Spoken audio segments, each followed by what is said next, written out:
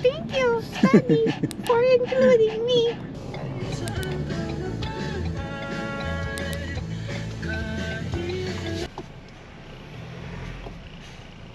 Good afternoon po, Serenity Crest. Ano po kayo, sir? Ah, Kanina po ilan o Papunta pa lang. Masasabi natin ay saan ang daan.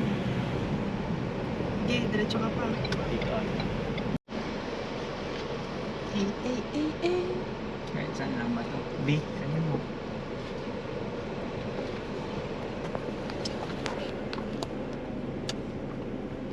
Excited na kami. Serenity. Sabi niya, Serenity. Bisaya kamandong.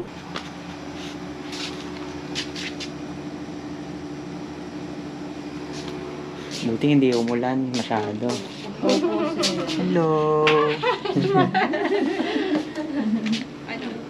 Hello po. Hello, ma'am. Good day mga momsers. Nandito na kami sa Tagaytay, Taal View. Ito. Sa Serenity Crest. We have a welcome signage here. Birthday ko. And then this is the view. Yeah, medyo gloomy nga lang mga momsers. And then we have a very tiny pool pero cute. Then ayun yung Taal. Wala tayong zoom eh. Picture taking muna.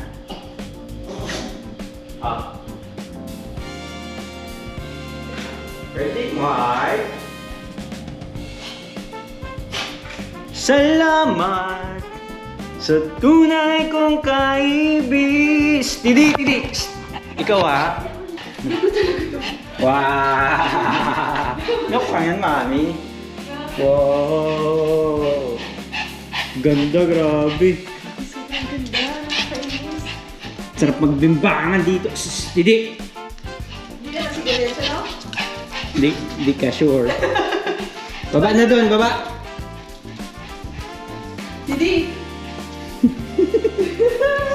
Sa akin na naman yan dyan. Mga momsers, good for 4 packs. Itong, ano to, villa. So, we have 2 beds. And then, grabe, ang ganda dito mga momsers. Yan o. Nasa baba talaga siya ng, ano. Kasi yung mga restaurants, dito na banda eh. Sa taas talaga eh. And then, ito, yun o. Kitang-kita mo yung Tagaytay. Mahal siguro ng lupa dito. Tiri! Tiri!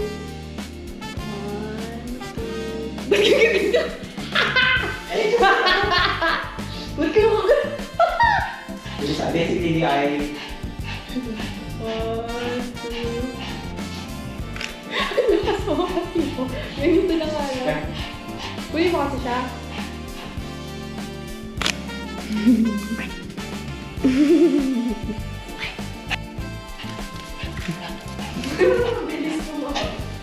Okay yung place. 1 hour and 40 minutes yung biyahe namin. And nung oras na kami nakaalis, 3:30 or 3.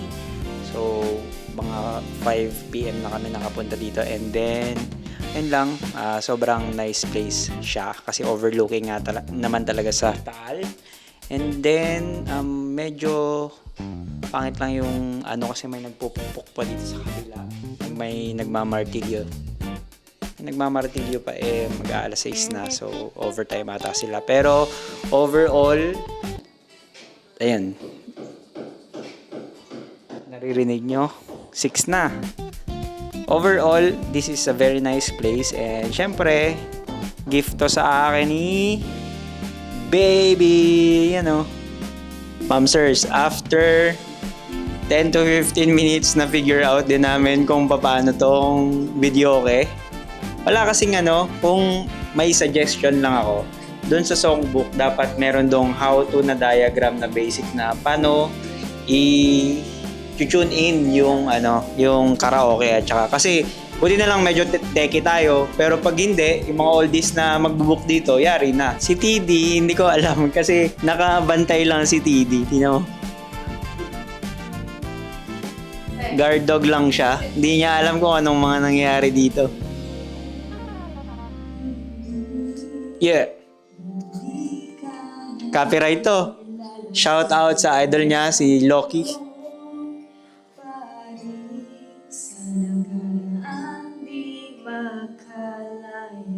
Yeah! Ano daw? Si Tidi, wala talagang idea si Tidi. Tinama si Tidi. Ano ginagawa mo?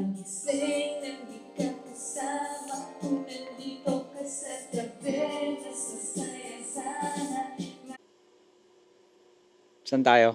Wow! Wow, Christmas! So mga mamsers, try namin yung yung pool nila. Ayan. Ano lang siya, good for 4 lang talaga siya. Mga gaano ka yan? Gaano kalalim? Yan. Siguro mga 3 feet and a half. Tapos si TD mga mamsers, ayun, tinali lang namin sa sa grape. Ilang taon ka na? Yun ang first question. Hindi ko alam, baka 30. Uy, baka mabasa yan ha. Hindi nga mababasa to. Baka 33 or 34. 34 na ata ako eh. Wrong. 33 pa lang siya. Bawal ka dito. Ang next question ko sa'yo is, kumusta ka sa mundong to? Sa 33 years mo sa mundong to, ano nang nagawa mo? Ano nang na-achieve mo? Tsaka ano yung mo? Ano yung mga gusto mo pang ma-achieve? Kinain niya ba? Alam mo, itigalan natin to. Wala tong kwenta. Ang na-achieve ko, wala. Siguro meron akong midlife crisis. Kasi ang dami kong gustong gawin buhay. Marami akong gustong gawin pa sa buhay. Feeling ko hindi ko pa na-achieve ang aking level of success. For you, what's the meaning of success? Kasi 'di ba ang word na success, it's subjective. So for some successful na sila if ever magkaroon sila ng happy na family. For some successful na sa kanila kapag maraming pera. How about for you? What is success? Success is siguro freedom. Freedom from what? Freedom from all the emails. Yan. So in short, kapag wala ka nang ginagawa sa life, retirement. Oh. That's freedom for you. Kasi very routinary na yung araw-araw kong ginagawa eh. Pagkagising, trabaho, kakain, tapos tutulog, tapos magja-jogging, tapos trabaho, ganun. Oo. Well, alam mo yung for other people, yung routine mo ngayon, dream nila yan. So, kahit ganyan yung pinagdadaanan mo, what if stop na natin to? Kasi mukhang wala nang kwenta to. Wala kang kwenta kamusta. Kailangan nakikipag-interact ka sa akin. Meron pa palang isang unit doon. Every tamo. Bawal talaga tayong mag-podcast kasi ganyan ka. Sarap dito mga mamsers. Legit for a very affordable price. 6K o 6.5? 6.3 lang. Tapos additional CTD, 500. Ay, 500. Plus 500 sa pet. Okay na rin. Kasi ang lapit lang niya eh. Pero feeling ko kasi, kaya ganun yung price niya kasi nga, siya, tag-ulan ngayon. Pero kapag hindi, mas mahal siya. Maabot siya ng mga 9K, ganyan, no? Mga 10, ganyan. Tapos nagtataka ako kanina. Kasi nga yung way namin is unusual way ng Tagaytay. So first time ata naming makadaan dito sa ilalim ng Tagaytay. Sabi ko, paano pa mag-overlooking doon? Pababa na nga tayo. Tapos yun pala, pag pasok mo ng Taal View Heights, paakyat pa pala tong mga housing dito. So, ayun, ganda. Tsaka, medyo hindi pa crowded yung place dito. Baka bakante pa yung lupa. Siguro kasi sobrang mahal. Ang ganda ng view mo. Oo, maganda yung location niya kasi pag sa umaga, hindi kasi namin napakita kanina, pero dyan banda, overlooking niya yung Taal. Tapos since maulan kanina, hindi ko alam kung may sunset din ba dito or may sunrise. bukas ng morning. Pero, ayun, maganda siya in fairness. Ikaw, may tanong ka ba sa akin? Wala. So, siguro feeling ko i-wrap up na namin tong vlog na to. Thank you for watching. What's up mga mamsers? Kakatapos lang namin kumain ng aming baon na menudo and rice. So, meron talaga kaming mga baon dito kasi medyo, malayo siya sa Kabiasnan. And siguro nasa around 500 meters mahigit yung galing sa gate. And ayun, secluded talaga yung place. And hindi na namin na-vlog yung aming conversation sa aming dinner. Kasi siguro, ewan ko ba't hindi kami nakapag-vlog. Pero hindi naman wala namang masyadong vital doon. Vital! So, wala naman kayong mapupulot na aral sa vlog namin. Matulad ni na Gio Ong na may bago, kakapanood lang namin ng vlog nila and may bago na naman pala silang yate na dilayag. Ayos. Sana oil. And currently, I am having my hot coffee. Time check is already 9:09 and coffee lang tayo pampatulog. Time check guys, it's 11:30 in the evening. Tsaka ito yung gamot ni TD. Yan o. Yung injection is for his diabetes. Tapos meron tayong ano to? Sonizumab, Ursodiol, and then yung ano nga yung isa? Livermarin. Puro pang tao yan guys. Yung Sonizumab is ano to? Pang seizure. Tapos yung Ursodiol is para sa liver niya and yung Livermarin din. Ganyan ka-special si TD Boinks. Tapos, syempre, minudo pa rin yung kakainin niya. Kasi kung ano yung kinain namin, yun din yung kakainin niya. Yung mga meds niya, pinapalaman namin to sa Chimken or kung anong meron man kami. TD is already 10 years old? Oo. 10 years old. Excited na siya dun, oh.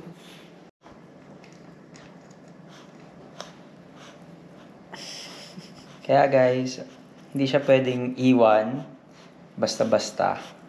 Kasi nga, meron siyang meds na twice a day. Mas maraming meds. Oh! Yun mo nahulog. Kapag na-miss niya yung Sonizumab niya, siguro pag di namin napansin na nailuwa niya. After a day, magsi-seizure na siya. Or after 12 hours, mga ganyan. Nakakatakot pag nagsi-seizure siya guys, parang tao din. Paano? Parang mga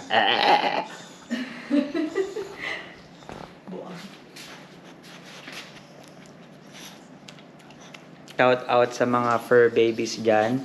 Ay, hindi pala. Sa mga fur parents dyan. Furrents. Ayan, kapag may senior dog na kayo, si TD, nagsisimula na rin siyang magkaroon ng katarata. Nagbo-bluish na yung eyes niya. Pero, super kulit niya pa rin. Guys, ang technique para maturukan siya. Hanapin yung sa batok. Pinakamatabang part. Pinakamatabang part. Wow, naman twice. Adi yan guys, yan o. May one time na wala akong choice kasi si Mrs. talaga yung nagtuturok niyan kasi dentista siya. So, super galing niya na magturok-turok ng mga ganyan lalo sa gilagid. Eh ako, pag turok ko, after kong maturokan si TD, naturokan ko rin yung daliri ko. So, ayun, hindi ko na inulit. Pero maliit lang naman yung yung karayom. Ay, hindi nyo kita. Maliit lang yung karayom na yan. Wala, hindi yan. Maliit lang yung karayom pero nakakatakot kasi naturok mo na yun sa aso tapos matuturok mo pa sa'yo.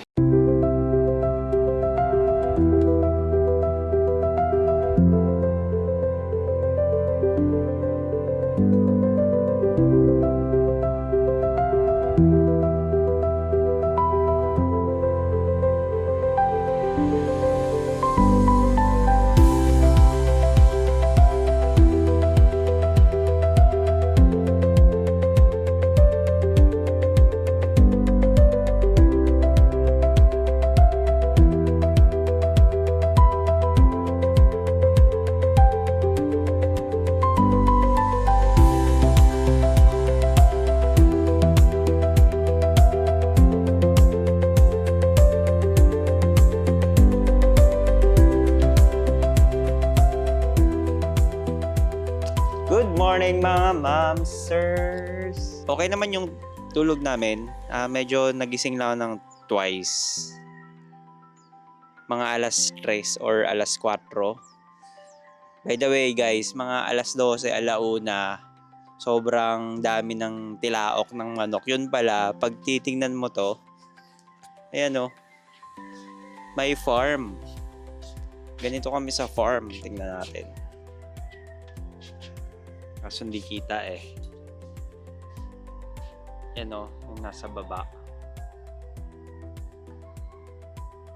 Yan.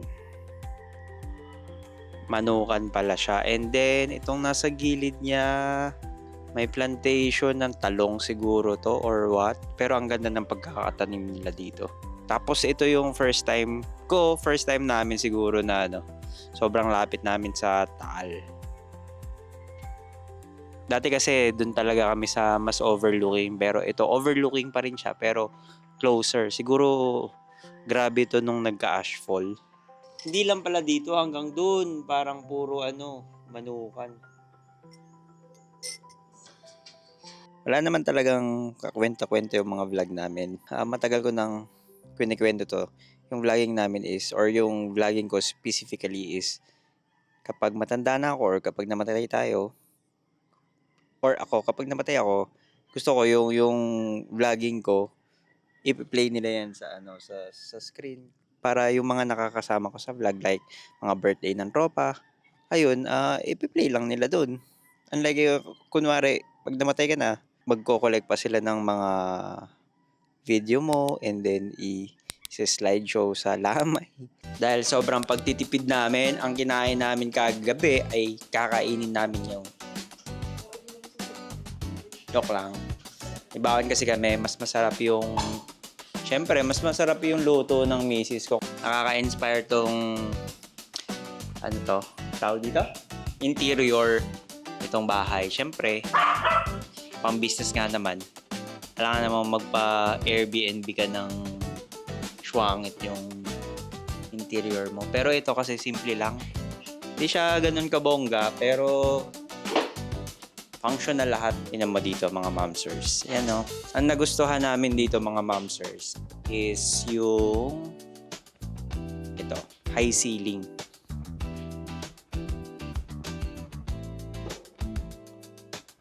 Time check is 7:46 in the morning. Ayun, kahapon mga 7 p.m. or mga 6:30 to 7 p.m. may nagpupukpok dito sa kabilang unit. So, hindi ko alam kung ano inaayos nila. And then, ayun ngayon, mag-8 pa lang pero may nagre-drill na. Buti, mas nauna kaming nagising. Nalabanan namin yan mamaya, si Mrs. kakanta para sa kanila. Shoutout nga pala dun sa sa videoke nila. Maganda yung videoke nila kasi kahit effortless kang bumoses, maganda yung mic. Parang hindi ganun kasintunado.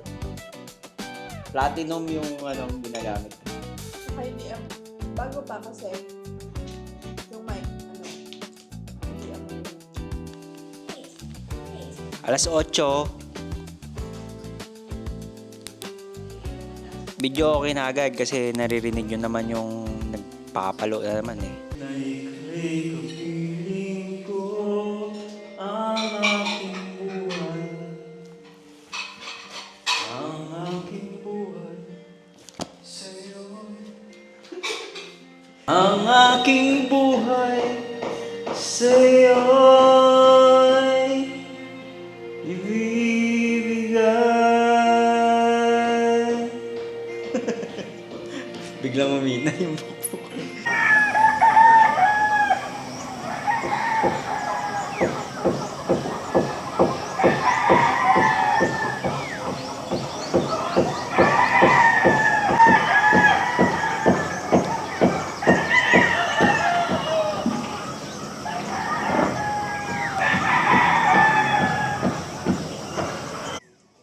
Yung nanay niya, iba naman trip doon.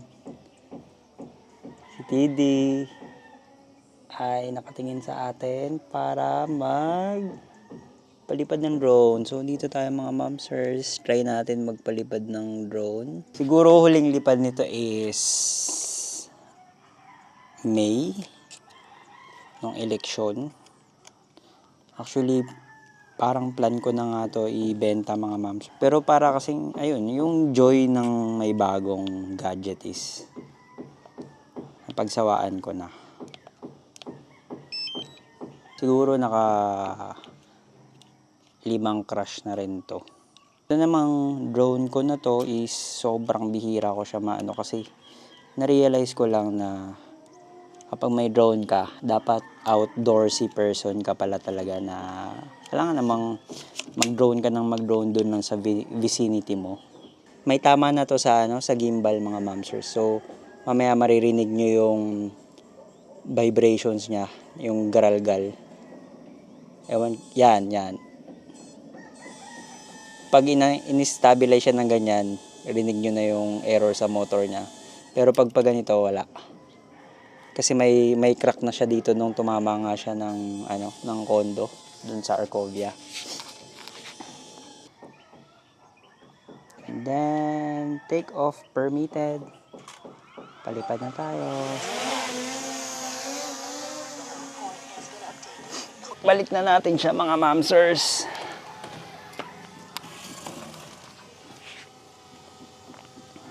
Tingnan nyo si TD.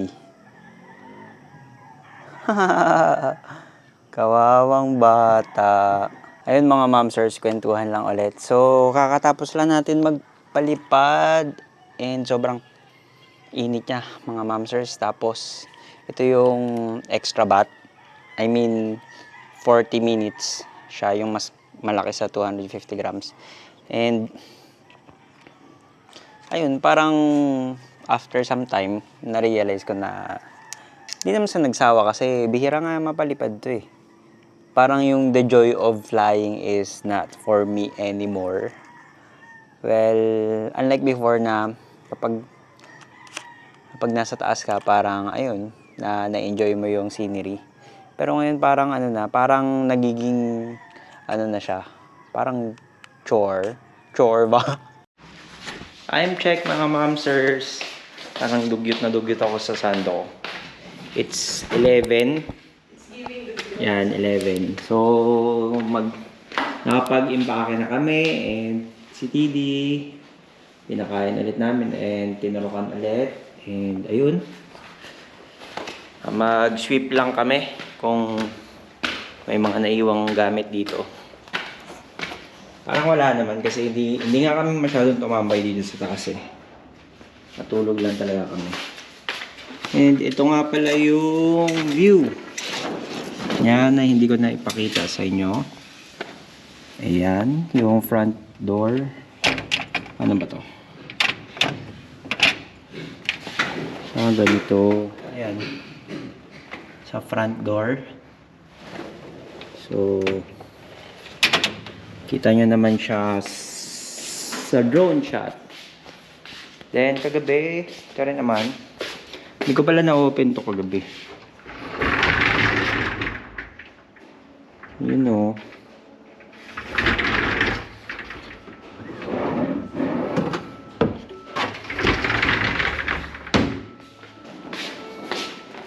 Nangyari. Yan.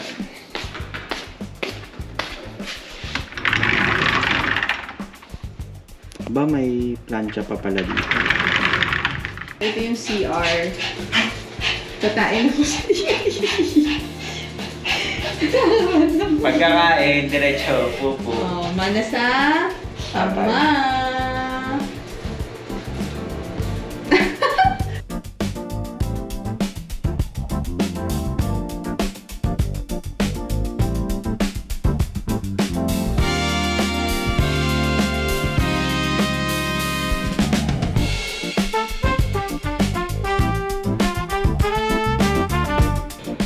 Today is Friday. Pauwi na tayo after ng overnight natin sa Serenity Bliss Taal View. Serenity Crest kasi. Serenity Tamo, Crest. namin. Yan o. Pero yung main road pababa. Tapos sabi ko, paano mag-overlooking to? Yun pala yung papasok. Ahon. So, ayun, overlooking sa taas. Ang lapit niya. So, first time namin lumapit ng ganito.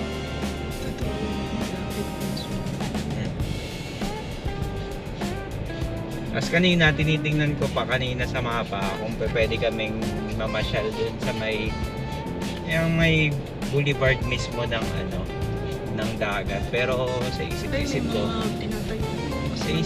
ko, parang parehas lang naman yung kung ano yung nakita namin doon sa unit. Ganun lang din naman yung makikita namin. Mas maganda pa yung view from that unit kasi nga yun overlooking. Kapag nandun ka, eye level lang naman. Pero gusto mo check natin.